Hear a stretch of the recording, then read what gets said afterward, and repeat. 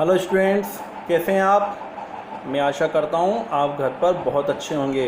Class 8th की हिंदी की book निकाल लीजिए, वसंत। ठीक है, इसमें अपन लेसन नंबर 3 पढ़ रहे थे, बस की यात्रा। बहुत अच्छा पाठ था ना ये। ठीक है, आगे चलते हैं। कवि कहाँ तक आगे थे, उस बस को देख लिया था, उन्होंने विचार कर लिया था कि कैसे यात्रा करनी है। फिर बस को देख के उन्होंने अपना व्यंग्य भी कह दिया था। व्यंग्य दे के उन्होंने वहाँ के लोगों से पूछ भी लिया था। फिर वहाँ के जो हिस्सेदार था उस बस का, उससे भी बात हो चुकी थी। डॉक्टर मित्र ने उससे कह भी दिया था कि डरो मत, बैठ जाओ। और फिर वो उसके बाद की आगे की कहानी हम पढ़ते हैं। हम बैठ गए, जो छोड़ने आए थे वे इस तरह से देख रहे थे जैसे अंतिम विदा दे रहे हैं। उस बूढ़ी बस में हमारे कवि और उनके मित्र बैठ गए, और जो उन लोगों को छोड़ने आए थे वो ऐसे देख रहे थे जैसे ये अंतिम विदा दे रहे हैं उन्हें, अब ये दोबारा हमें नहीं दिखेंगे। कवि व्यंग कर रहे हैं क्योंकि वो बस बहुत पुरानी थी ना, तो जो लोग छोड़ने आए थे वो सोच रहे थे कि बस कहीं कतार रुक नहीं जाए, खराब ना हो जाए, क्या पता इसका एक्सीडेंट ना हो जाए, इनमें जो लोग जा रहे हैं सफ़र कर भी पाए या ना कर पाए, या इनकी अंतिम विदाई ना हो जाए। तो ऐसे देख रहे थे जैसे अंतिम विदा दे रहे हैं। उनकी आंखें कह रही थी आना जाना तो लगा ही रहता है, आया है तो जाएगा राजा रंक फकीर। उन्होंने क्या कहा कि आना जाना तो लगा रहता है, यानी लोग आते और जाते तो रहते ही हैं। आया है तो जाएगा, जो इस दुनिया में आया है उसको कभी ना कभी तो जाना पड़ेगा, चाहे वो राजा हो, चाहे वो रंक हो, चाहे वो फकीर हो, कोई भी हो। इस संसार का नियम है कि जो मनुष्य ने जन्म लिया है उसको मरना जरूर पड़ेगा। लेकिन उस बस के व्यंग्यात्मक रूप से प्रस्तुत की जा रही थी। आदमी को कुछ करने के लिए एक निमित्त चाहिए, आदमी को यहाँ से जाने के लिए कोई ना कोई बहाना चाहिए, किसी न किसी बहाने से आदमी इस दुनिया को छोड़कर चला ही जाता है। आगे चलते हैं। इंजन सचमुच स्टार्ट हो गया। बैठने के बाद भी हमारे कवि और उनको मित्रों को विश्वास नहीं था कि इसका इंजन चालू हो जाएगा। तो जैसे ही ड्राइवर ने चाबी घुमाई होगी, इंजन स्टार्ट हो गया, ऐसा जैसे सारी बस ही इंजन है और हम इंजन के भीतर बैठे हैं। जैसे इंजन चालू हुआ तो पुरानी गाड़ी में देखते हो, जो बहुत पुरानी और खटाला और बहुत ओल्ड गाड़ी होती है, वो जैसे इंजन चालू होता है डुक डुक डुक डुक डुक डुक डुक ऐसा बोलता है कि सारी की सारी गाड़ी में ऐसा लग रहा है कि हर जगह इंजन लगे हैं और इंजन के हम अंदर बैठे हैं। तो कभी भी कह रहा था कि ऐसा लगा गाड़ी स्टार्ट होते ही कि सब तरफ पूरी गाड़ी में इंजन है और इंजन के भीतर हम बैठे हैं। कांच बहुत कम बचे थे, खिड़कियों में जो कांच थे उस बस में वो बहुत कम बचे थे, बाकी टूट गए थे, और जो बचे थे उनसे हमें बचना था। कांच बहुत कम बचे थे और जो बचे थे उनसे हमें बचना था, क्योंकि वो इतनी तेज आवाज़ कर रहे थे कि मानो लग रहा था कि टूट कर अभी हमारे ऊपर आ जाए, और हमारे ऊपर आ जाए तो हमारा नुकसान हो जाएगा शरीर का, तो हमें बचना था। हम फ़ौरन खिड़की से दूर सरक गए। जो खिड़की के पास बैठा था और जहाँ जहाँ कांच लगे थे वो लोग वहाँ से दूर सरक कर बैठ गए।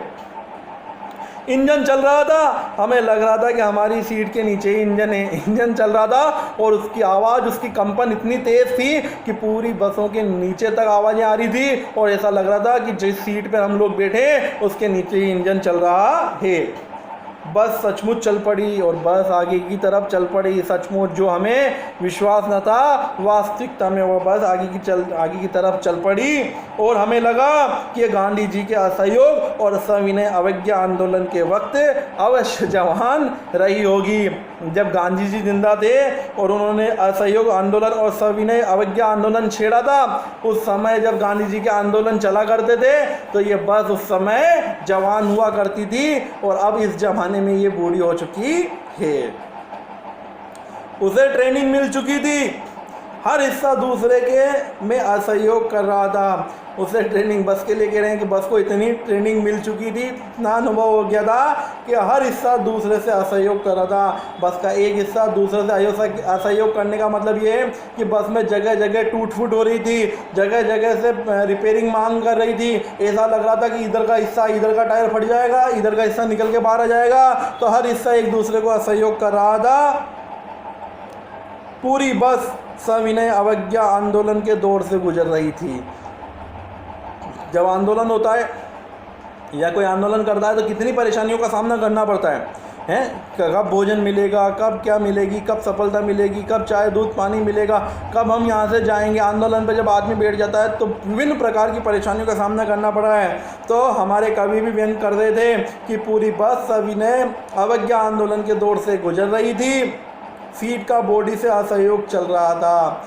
सीट का बॉडी से असहयोग यानी जो बस की बॉडी थी, बस की जो थी उसके ऊपर सीटें लगी हुई रहती थी, तो सीटें ऐसी लगी थी कि बिल्कुल ख़त्म है, अभी गिर जाएगी, अभी टूट जाएगी।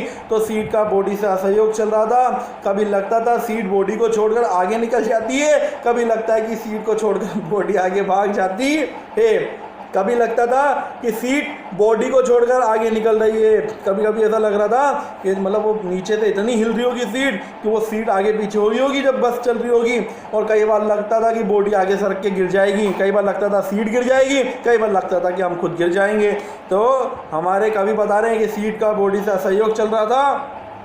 कभी लगता कि सीट बॉडी को छोड़कर आगे निकल गई है, कभी लगता कि सीट को छोड़कर बॉडी आगे निकल भागी है।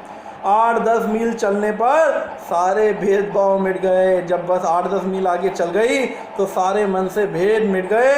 ये समझ में नहीं आता था कि सीट पर हम बैठे हैं या सीट हम पर बैठी है। इतनी हालत ख़राब थी सीट की कि कवि कह रहा था कि हमें समझ में ही नहीं आता था कि सीट हम पर बैठी है या हम सीट पे बैठे हैं। हमें ये बिल्कुल भी समझ में नहीं आ रहा था।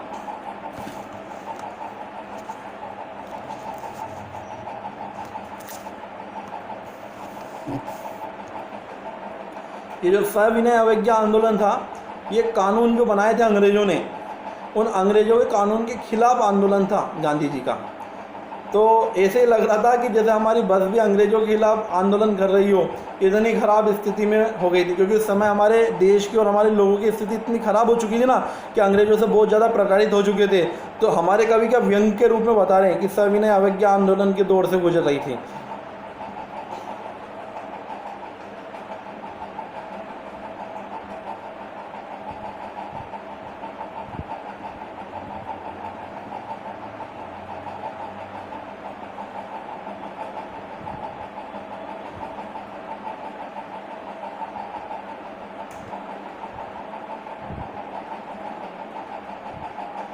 एक मिनट बच्चों ना,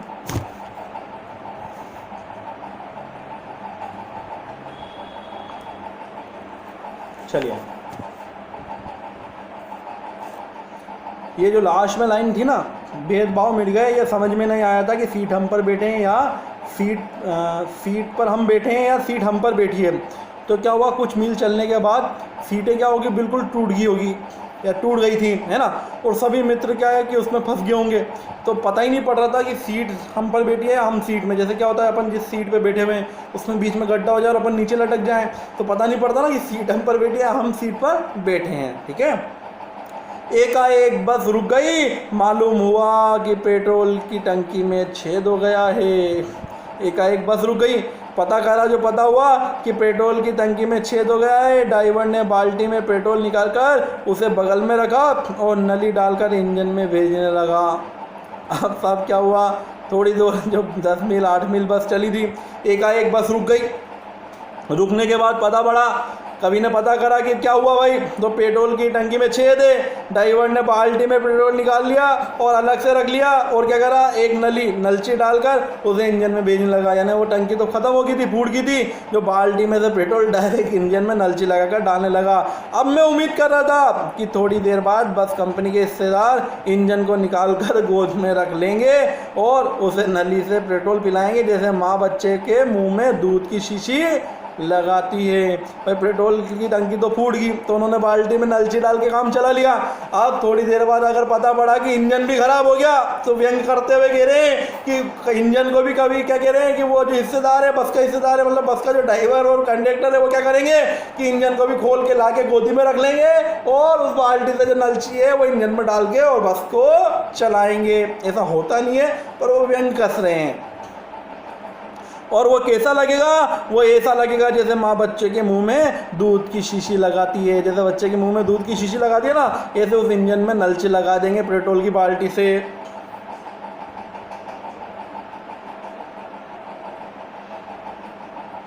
बस की रफ्तार अब 15-20 मील हो गई थी। बस की जो रफ्तार थी वो अब कितनी हो गई थी, 15-20 मील हो गई थी। मुझे उसके किसी हिस्से पर भरोसा नहीं था, ब्रेक फेल हो सकता था, स्टीयरिंग टूट सकता था। प्रकृति के दृश्य बहुत लुभावने थे, दोनों तरफ हरे भरे पेड़ थे जिन पर पक्षी बैठे थे।